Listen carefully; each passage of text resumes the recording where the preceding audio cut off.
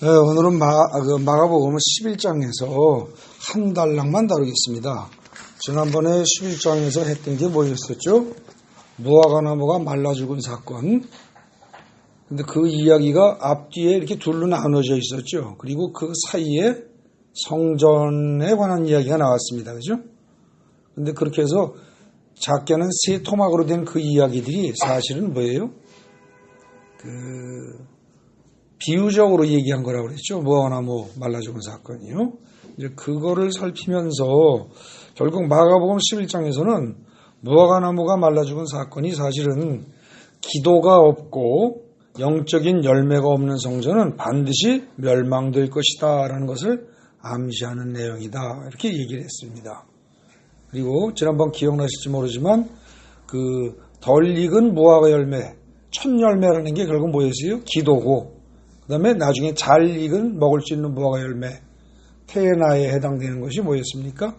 그게 결국은 뭐예요? 성령의 9가지 열매일 수도 있고 어떤 영적인 열매죠. 그죠? 하나님 나라라든지 그런 걸 말하는 거예요. 근데 기도가 있어야 하나님 나라도 이루어지고 영적인 9가지 열매도 맺어지고 하는 건데 기도 자체가 없으면 아무것도 안 된다는 거예요.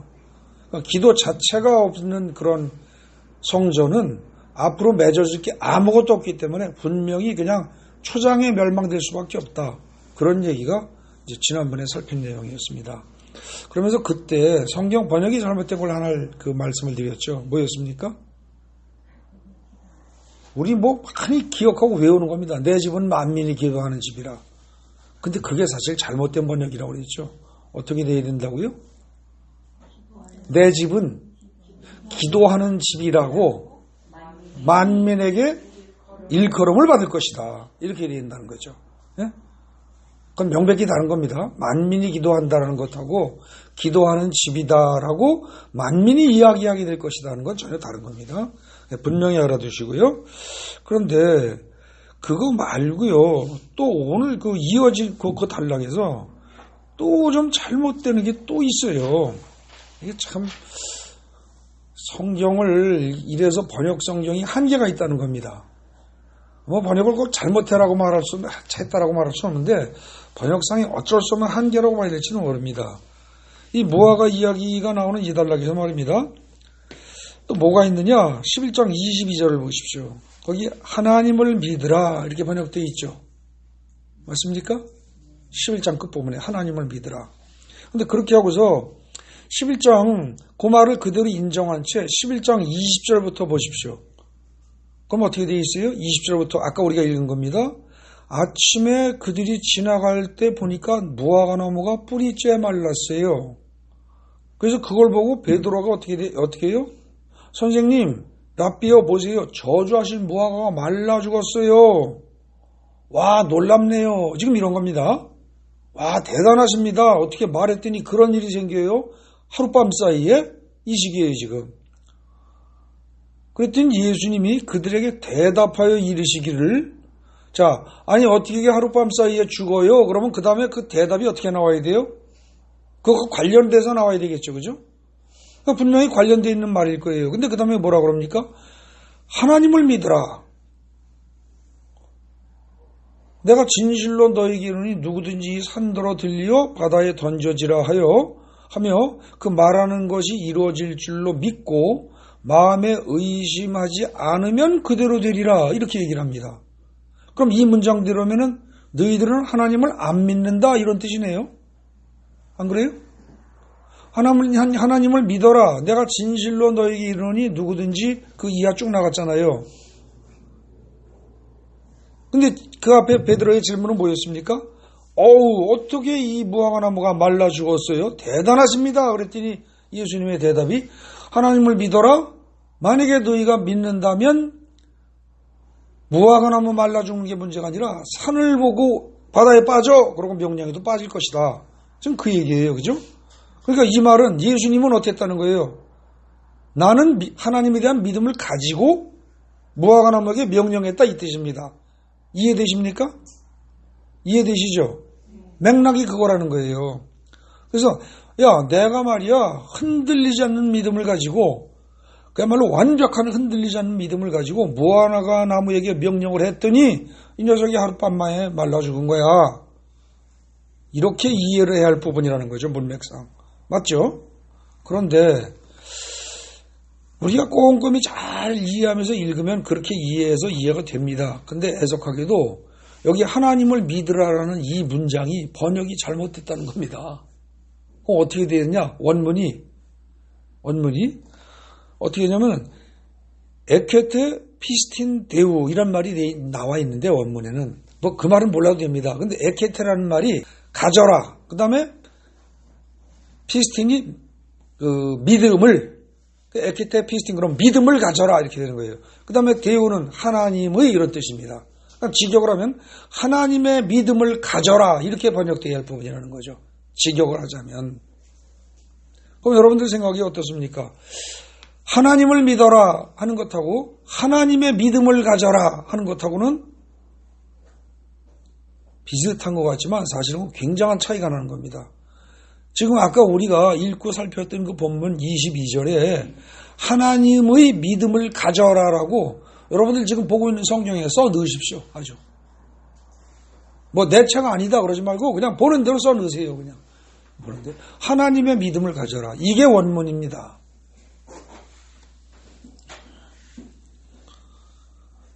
그럼 영어 성경들은 대개 어떻게 번역을 했느냐? 대부분이 뭐라고 되어 있냐면 have faith in God 이렇게 되어 있습니다. 전치사 in이라는 걸 넣어놨습니다. 그래서 이걸 우리말로 번역을 하면 어떻게 돼요? 하나님을 믿어라 하고 우리말 성경하는 식으로 번역할 수밖에 없습니다. 그러니까 영어 성경도 그렇게 읽고 그렇게 이해하고 영어로 번역했다는 거죠. 원문을. 근데 이게 영어 성경이 대부분이 다 그렇습니다. 그렇게 하지 않은 성경을 제가 이 영어 성경 이걸 갖다가 어플로 다 이렇게 저렇게 해가지고 한 30여 가지를 찾아봤는데 4개만 역사상 영어로 된 번역 중에서 옛날에 번역했던 거 하나고 해서 4개만 그렇게 안 하고 있습니다. 우리말로 말하자면은 하나님의 믿음을 가져라라고 번역될 수 있을 만큼 영어를 번역한 건 딱 4개뿐입니다. 그리고 30개가 넘는 대부분이 다 하나님을 믿어라 하고 우리말처럼 번역되어 있다는 거죠. 그런데 이거는 제가 보기에 명백히 잘못 번역한 겁니다. 자, 봅시다. 하나님을 믿어라 라고 만약에 한다면 이건 무슨 뜻이에요? 하나님을 믿어라 이렇게 번역을 하면 믿음의 대상이 이건 누구다? 하나님이다 그 얘기입니다. 그러니까 다른 신 믿지 말고 하나님을 믿어 그 얘기라는 거죠. 그죠? 그런데 하나님의 믿음을 가져라 그러면 이거는 뭔가 약간 걸리적거리는 느낌이 있습니다. 하나님의 믿음을 가져? 하나님이 믿는 수준으로 우리 보고 믿으라는 얘기야? 그게 가능해? 이런 생각이 들 수 있죠. 그죠? 그게 어떻게 가능하단 말이야? 이런 거부감이 들 수 있습니다. 그런데 하나님의 믿음을 가져라라고 말하는 순간 이 말은 무슨 뜻이에요? 너희가 가져야 할 것은 사람의 믿음이 아니다. 사람의 믿음은 어때요? 믿다 말다. 그죠? 믿음이 좋았다 나빴다 왔다 갔다 흔들립니다. 그렇잖아요. 여러분 안 흔들리는 사람이 있어요? 없지 않습니까? 근데 너희가 믿어야 할 것은 너희가 가져야 할 것, 너희가 가져야 할 믿음이란 어떤 거냐? 사람의 믿음이 아니다. 하나님의 믿음이다 이겁니다. 그리고 이 말은 동시에 뭐예요? 너희는 하나님 수준의 믿음을 가질 능력이 있다는 겁니다. 너희가 하나님 수준의 믿음을 가질 수 있고 또 가져야 한다 이런 뜻이라는 거죠. 이건 놀라운 얘기입니다. 우리가 생각하기엔 보통 어떻습니까? 에이 어떻게 사람이 하나님 수준의 믿음을 가져? 이럴지 모릅니다. 근데 번역을 만약에 하나님의 믿음을 가져라라고 말한다면 그 말에 따라서 자연히 너희는 가질 수 있어. 그리고 가져야 돼. 이런 의미를 깔고 있다는 거죠. 네. 사실 하나님이 천지를 창조하실 때 어떻게 창조하셨습니까? 다 말씀을 하셨습니다. 근데 하나님이 이를테면 빛이 있으라라고 말씀하실 때 야 이거 빛이 안 생기면 어쩌지? 이러고 의심하고 걱정하고 두려워하고 이랬을까요? 아닙니다. 크게 의심이 없습니다. 그냥 당연히 우리가 숨 들이쉬고 나면 내쉬고 나면 또 들이쉬고 아무런 의심도 걱정도 없이 자연스럽게 당연히 숨쉬기가 이루어지는 것처럼 하나님은 일말의 의심도 염려도 없이 말씀을 하신 겁니다. 근데 그대로 됐다는 거죠. 근데 그 수준의 믿음을 가지라는 겁니다. 지금 이게. 물론 우리의 노력으로는 잘 되지 않습니다. 그죠? 근데 성령이 우리에게 와 계시다면, 성령이 우리 안에 와 계시다면 이건 당연히 이루어져야 되는 겁니다. 당연히 이루어질 수 있고요. 예. 하나님은 천지를 창조하실 때 아무 의심도 염려도 없이 그대로 말씀하셨고 그것이 다 이루어졌는데 사람은 만약에 어떻습니까? 만약에 사람이 어떤 말을 할 때 혹시 그게 안 이루어지면 어쩌나 하는 식의 의심을 하게 됩니다. 그러니까 하나님의 믿음을 가져라. 만약에 이렇게 글자를 헬라어 그대로 원문대로 직역을 하게 되면 그건 무슨 뜻이냐? 믿고 선포한 말에 대해서 우리가 믿고 선포한 말에 대해서 전혀 의심하지 말아라 이런 뜻입니다. 이해가 되십니까? 만약에 그렇게 본다면 다시 아까 그 20절 분에 하나님을 믿으라 대신에 하나님의 믿음을 가져라로 바꿔놓고 읽어보십시오. 그럼 어떻게 됩니까? 문장 전체의 의미가 20절부터 무화과 나무가 다 말랐어요. 그걸 21절에 베드로가 봤어요. 제자들이. 그러고선 베드로가 뭐라고 그래요? 선생님 끝내주네요. 다 말라 죽었어요. 아니 어떻게 선생님 말 한마디 하셨는데 그게 다 말라 죽었습니까? 이런 식으로 얘기를 했더니 예수님이 뭐라고 그래요? 하나님의 믿음을 가져라. 이 말을 하는 순간 예수님은 무슨 말씀하신 거예요? 나는 하나님의 믿음을 가지고 명령을 했다. 에? 나는 그랬더니 그것이 말라 죽은 것이다. 이 얘기입니다. 이해가 되십니까? 나는 하나님의 믿음을 가지고 조금도 의혹이 없이 조금도 흔들림 없이 명령을 했다. 그랬더니 그렇게 된 것이다. 이 얘기라는 거죠. 그리고 그 관점으로 11장에 1절 단락을 다시 가보십시오. 거기 뭐라고 그럽니까? 여러분 다 아는 얘기. 벳바게와 베다니 동네를 지나서 그죠? 거기 지나서 가면서 예수님이 제자 둘한테 불러서 야, 저 건너편 마을에 가면 나귀 한 마리 새끼 나귀 있을 거야. 그거 끌고 와. 누가 당신 왜 그래? 그거 왜 가져가려고 그래? 그러고 얘기하면 야, 주님이 쓰신단다. 그럼 아무 소리 안 하고 줄 거야. 말하자면 지금 그렇게 얘기를 한 겁니다. 그죠? 보통 이 기절을 갖다 이해할 때 어떻게 이해합니까? 뭐 앞일을 다 훤히 보시는 예수님, 예지력을 가신 예수님, 하나님, 전능하시기 때문에 예지력을 가지고 계신 예수다. 이런 식으로 해석을 합니다. 그거는요, 일반적인 예수님의 특징을 갖다가 막 끄집어대면서 임의로 해석한 거고요. 지금 이 마가복음 11장 1절부터 쭉 나오는 이야기를 조금 전에 살핀 마가복음 11장의 22절에 하나님의 믿음을 가지라 이것과 연결시켜 본다면 이 나귀 끌고 와라는 이 얘기는 결국 뭐예요? 이 말도 예수님이 믿음을 가지고 선포했다는 겁니다. 하나님 수준의 믿음을 가지고 야, 건너편 마을로 가면 새끼 나귀가 매인 거 있을 거야. 그거 끌고 와.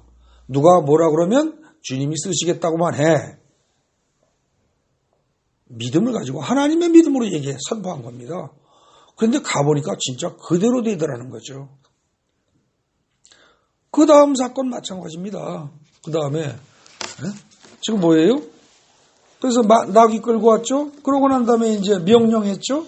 영원토록 네가 무화과 그 열매를 너에게서 사람들이 따먹지 못하리라고 명령을 했더니 말라 죽었죠. 그죠? 네. 그러면서 이제 세 번째로 뭘 얘기를 해요? 23절에 내가 너에게 이른다. 누구든지 그랬어요. 그죠? 하나님만 아니에요. 나 예수만 아니에요. 누구든지. 여러분도 저도 누구든지예요. 누구든지. 하나님 수준의 믿음을 가지고 있기만 하면 하나님이 가진 하나님의 믿음을 가지기만 하면 그럼 어떻게 돼요? 이 산더러 들려 바다에 던져지라라고 말할 것이라는 거예요. 할 수 있다는 겁니다. 근데 그렇게 하면 어떻게 돼요? 그렇게 말하면서 그 말하는 것이 이루어질 줄로 믿고 마음에 의심하지 않으면 그대로 된다는 겁니다. 이해되십니까? 그러니까 지금 이 부분은요, 23절에서 그 말로 이어지려면 20절의 말씀은 어떻게 돼요? 22절은 하나님을 믿으라로 정도로 해석해서는 약하다는 겁니다. 반드시 하나님의 믿음을 가져라. 너희가 하나님의 믿음을 갖기만 한다면 너희 중에 누구든지 뽕나무 말라주는 정도가 아니라 큰 산 보고도 야, 너 산은 들려서 바다에 빠져 그랬을 때 그게 그대로 이루어질 거라는 거예요. 하나님 수준의 믿음을 가지고 하기만 한다면 어떻습니까? 이게 지금 그 말입니다. 그래서 23절에서 그 얘기를 하시면서 또 그 앞에 내가 진실로 너에게 이르노니 이럽니다. 그죠? 예수님이 이 말씀하실 때는 이건 무슨 얘기예요? 애들식으로 표현하면 야, 내가 말하는 거 진짜야. 조금도 거짓말이 아니야. 이건 정말로 진짜인데 너희들이 제발 좀 알아들었으면 좋겠어. 지금 이런 맥락으로 얘기를 하시는 거라는 거죠. 네? 그러니까 이건 우리는 그대로 받아들여야 합니다. 그러면서 뭐라고 그래요? 24절에 그러므로 내가 너희에게 말하는데 무엇이든지 기도하고 구하는 것은 받은 줄로 믿으라. 아까는 뭐였어요? 아까는 너희가 마음으로 믿고 선포하는 말은 무조건 이루어진다. 하나님의 믿음을 가지고 너희가 선포한다면 무조건 이루어진다.